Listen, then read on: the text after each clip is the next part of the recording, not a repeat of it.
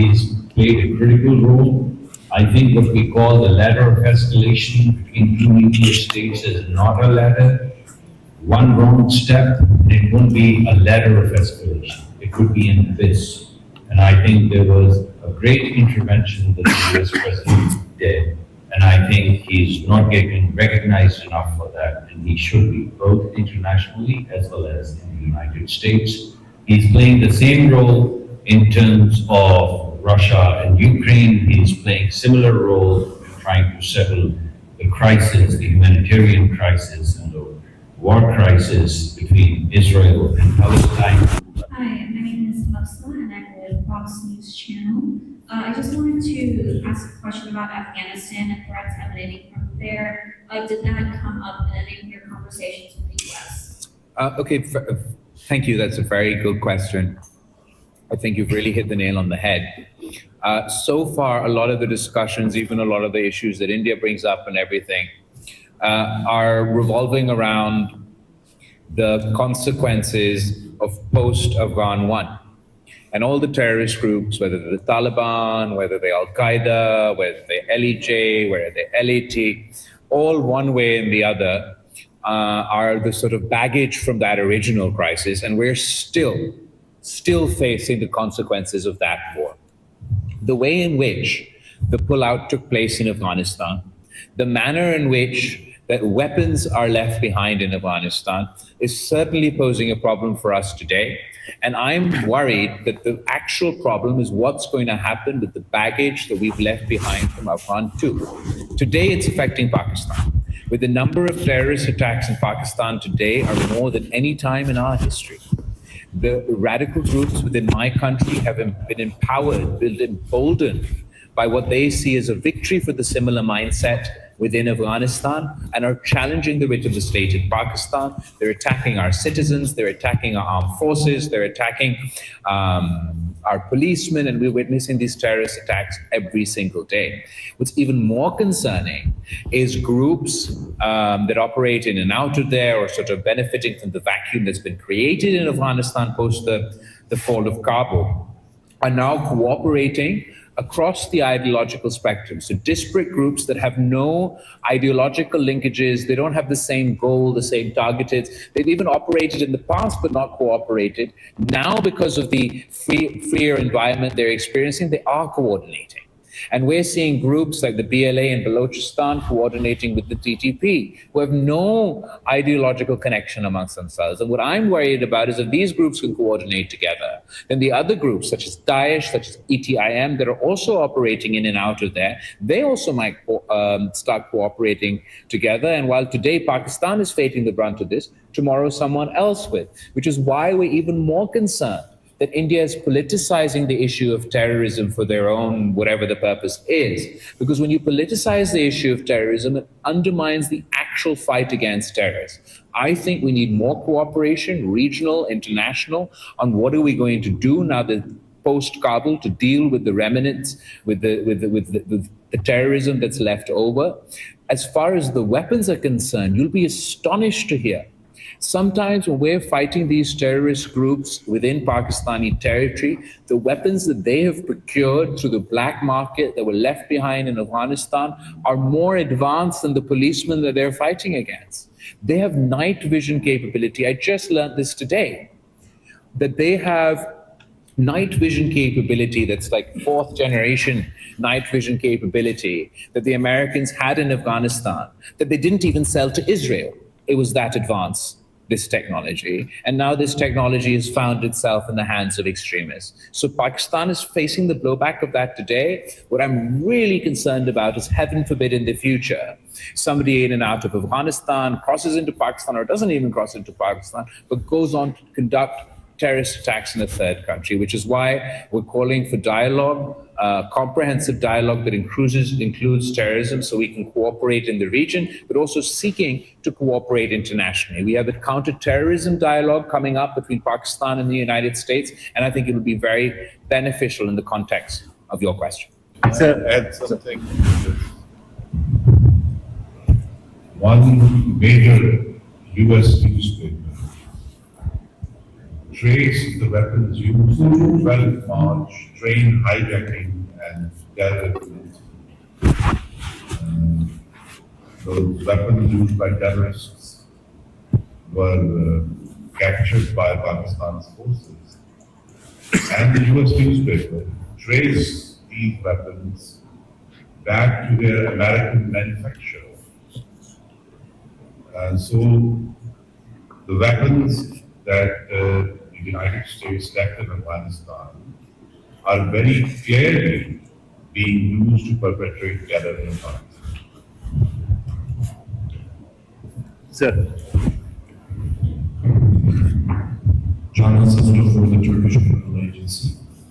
You spoke about the fake news during this escalation, and one of the stories that get attention was the Turkish military support to Pakistan and claims that Turkish planes brought ammunition or some weaponry to Pakistan. So we know there is a cooperation between Pakistan and Turkey in the defense industry and defense field.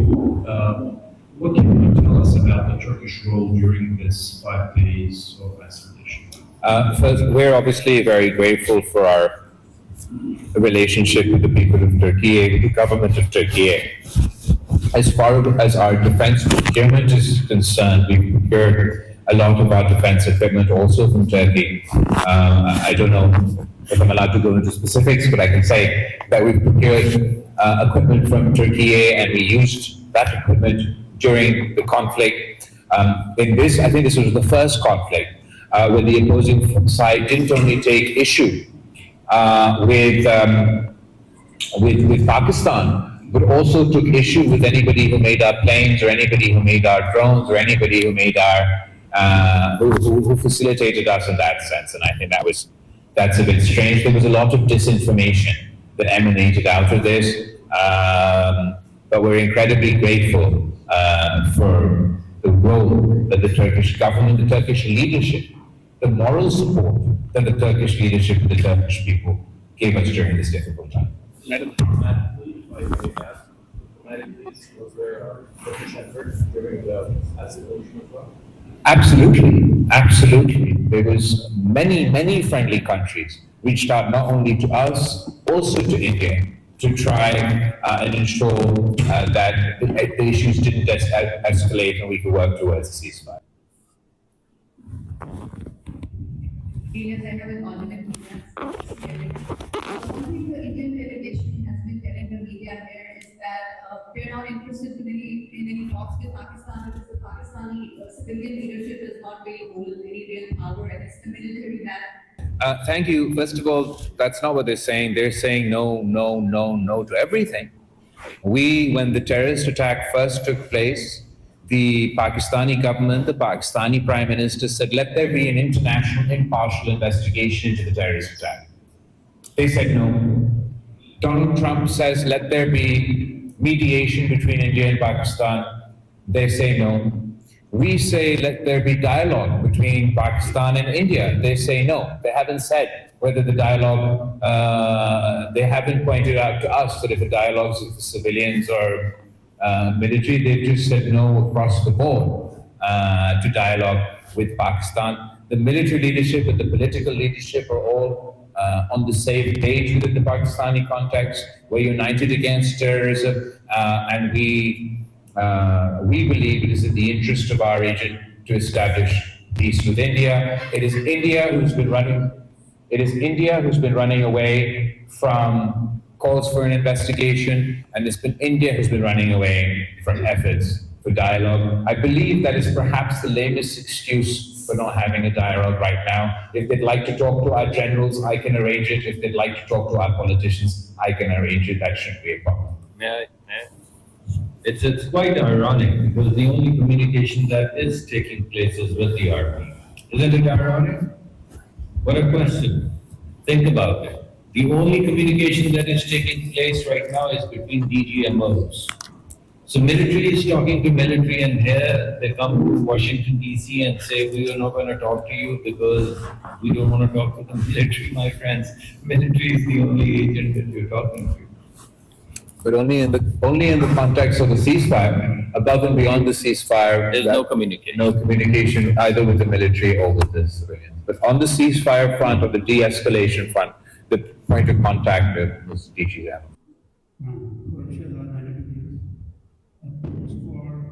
For Indian delegation in Washington.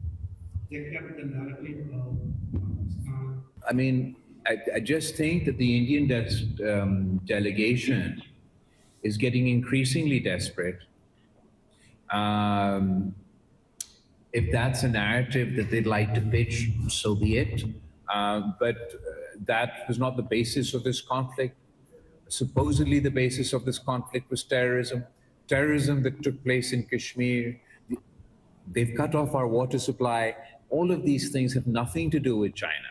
They might think that, I think that this sort of image that they've been trying to, this image about themselves that they've been pitching here in the United States, that we're going to be the net security provider, that subsidize our economy, subsidize our military-industrial complex for some future war within the region, has actually been exposed and backfired during this conflict. That a country that's supposed to be the net security provider for the region could not provide net security to their own people, could not provide net security to the occupied people in Kashmir, could not provide net security to their airplanes. So I believe the true path forward is for India and Pakistan to engage in a dialogue, to establish peace. Whatever excuse you want to make, sometimes it's this civil military excuse, sometimes it's this geopolitical excuse, sometimes it's this, oh, all Muslims are terrorist excuse, so we're not going to talk to Pakistan.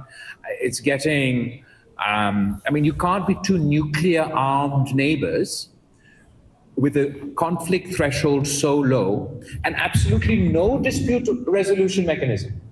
They don't accept the United Nations, they don't accept international law, they don't accept United Nations Security Council resolutions, they don't want mediation from the United States, and they don't want to talk directly with Pakistan.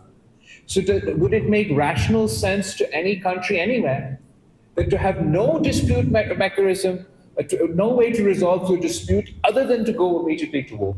I think that entire proposition makes India less secure, makes Pakistan less secure, makes the whole region less secure, and it's in all our interest to convince India to undo the decision that doesn't serve their purposes and come to the table and talk peace. May I add one thing?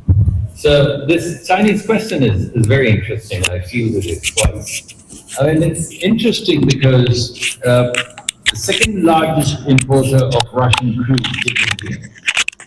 What does that make India? And the shield that they have put, that they call S-400, is a Russian shield. It's Russian equipment. What does that make India? And the drones that they used were Israeli. So what does that make India? And the planes that they flew were French. So what does that make India? Isn't it crazy that we use some equipment because our access to arms is limited? We like to diversify our armament, our arsenal. We reach out to the world to diversify our arsenal. And if we don't get anything from anywhere, we get the best equipment that we can. But no one says that this is a Russian bloc because of S-400 or because of the import of troops. No one says it's the Israeli bloc. No one says it's the French bloc. Look, this is between India and Pakistan. We have equipment that we buy from all over the world. That doesn't define any law. Good evening, to Mr. Bhutto, a question you mentioned that you had just learned today about the night vision goggles. No, I knew about the night vision goggles. I knew that night vision was a threat to us, and I didn't understand how they had this visibility. What I just learned today, that this technology was so advanced and so guarded by the United States that they didn't even sell these fourth generation night vision equipment to their ally Israel, but they left it behind in Afghanistan, and it's now being deployed by terrorists. Thank you. I was going to ask you, who told you that? And how did you learn that? Are you sharing that?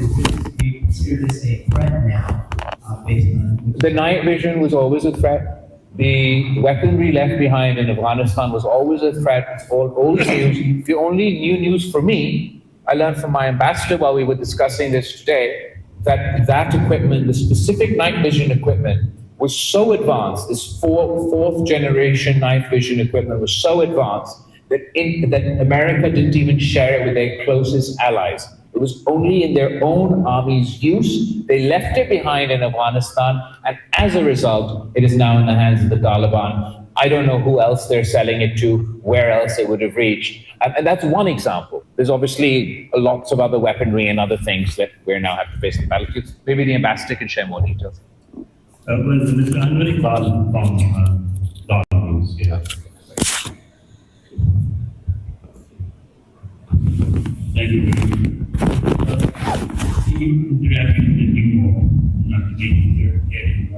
Thank you. As far as the Indus Water Treaty is concerned, I would say, yeah, absolutely. Sort of the people who were the most well-versed on this topic were at the United Nations, but everybody was concerned about the weaponization of water and the precedent that this would set. As far as what Pakistan will do, at the moment, just the threat to cut off our water is a violation of the United Nations Charter. Pakistan has already announced if India was to act on this threat, this would be an act of war. It's not something that I say because I want to say it. This is not something that Pakistan relishes. We're not trying to be jingoistic. Existential threat for us. If India goes on to implement this threat, we will be forced to fight a war, potentially the first nuclear war over water.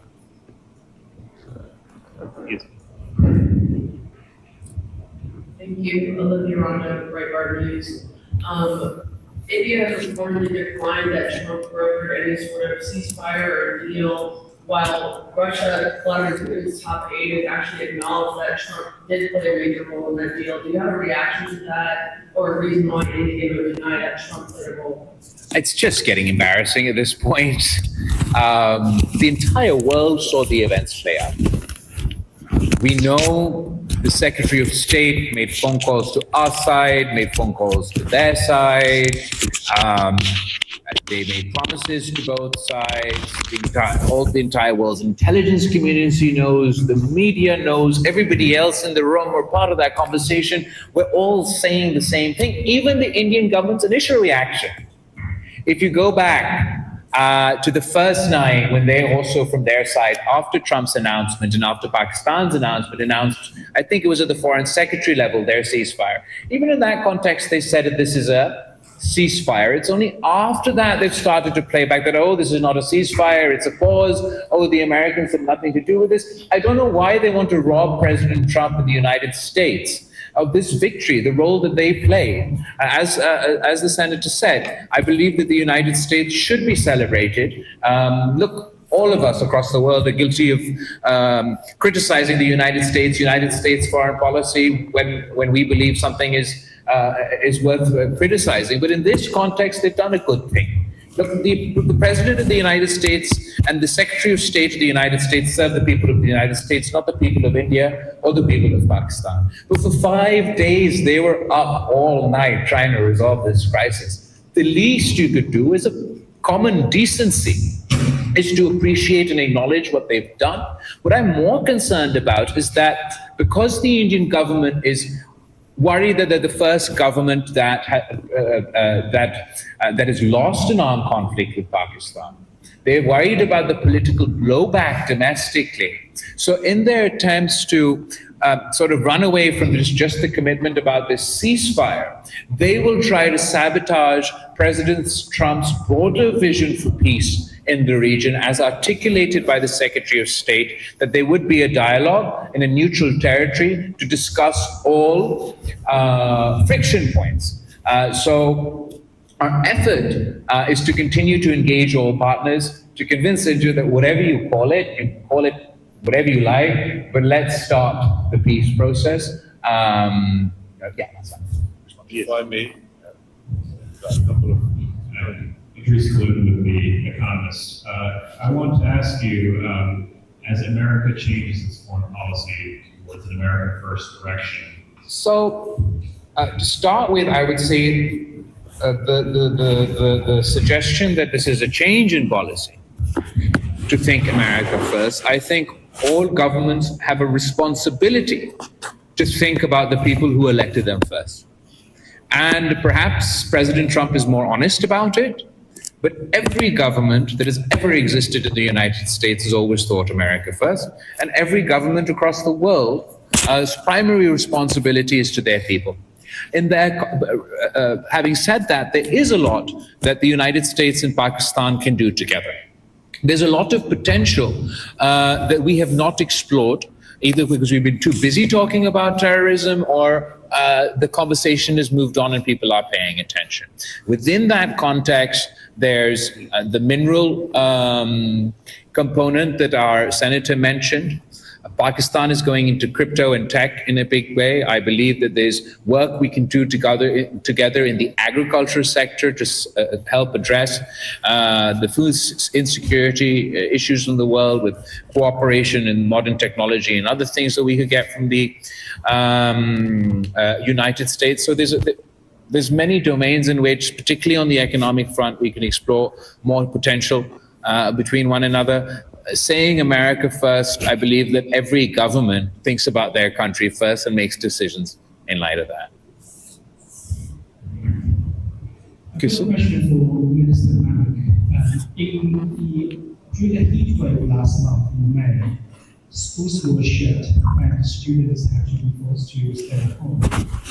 It's enormous. I can throw a number at you in terms of 478 billion or 903 billion, but suffice to say it's enormous and not something that Pakistan can sustain. It's very clear if you look at the heat map, you would not find Pakistan in the way of its carbon footprint because we have none.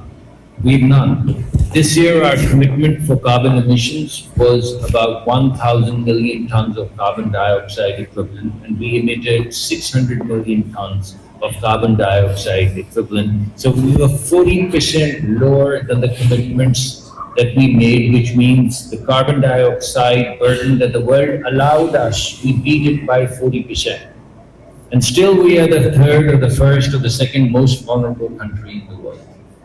But our strategy is changing. Our strategy, rather than just talking about vulnerability, is to talk about the green clusters. We already had a Shark Tank kind of a review, a little theater before coming here. So we are inviting all of our starry-eyed young men and women who are coming out of universities and colleges from the US universities with new green ideas, new climate ideas, sustainable ideas, commercially viable ideas. We're going to put them together, and in 1 year we would have the first footprint for our green cluster, which would be exportable to the rest of the world. Our demand function, because of what you're seeing, the damages and because of what it can do to the people of Pakistan, is so enormous. The demand function is so taxing that we have a great opportunity of building up a new green cluster, and the Prime Minister of Pakistan is committed to it.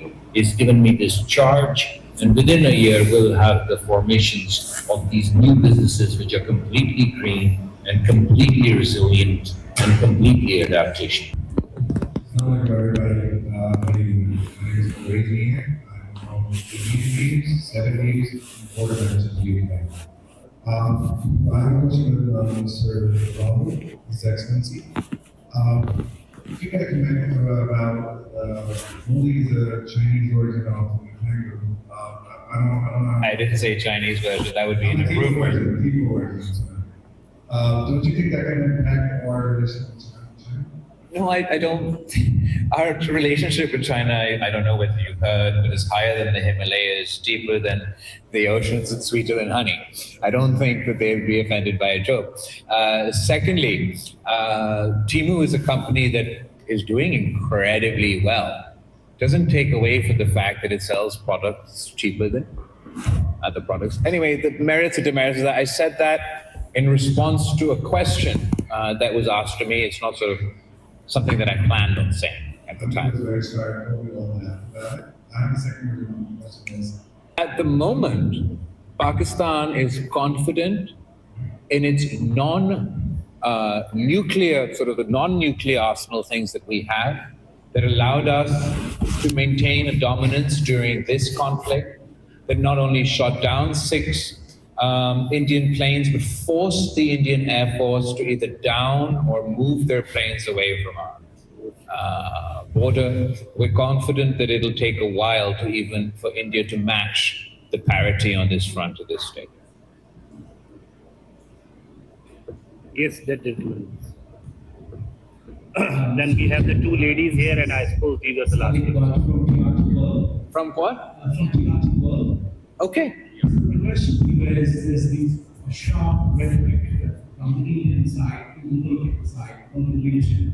As far as the comments that the Indian leadership are making, there I've quoted some of it earlier. I'm not going to repeat it now, but they certainly don't sound like the messages of a man of peace. They are threatening. They are escalatory. However, I'm not worried about the potential conflict as a result of the rhetoric.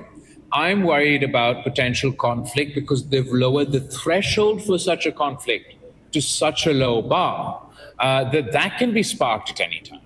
If you don't need any proof, you don't need any evidence, and if any bomb blast or any shooting means you go to war, then that can happen at the drop of a hat.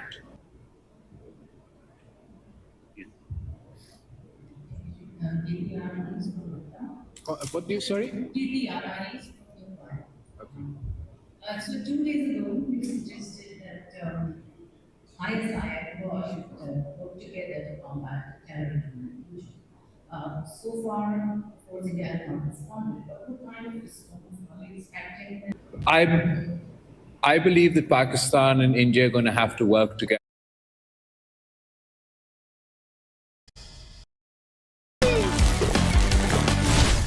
Excuse me. Sting, taste me, taste me. This early clock is brought to you by Sting, taste me, taste me.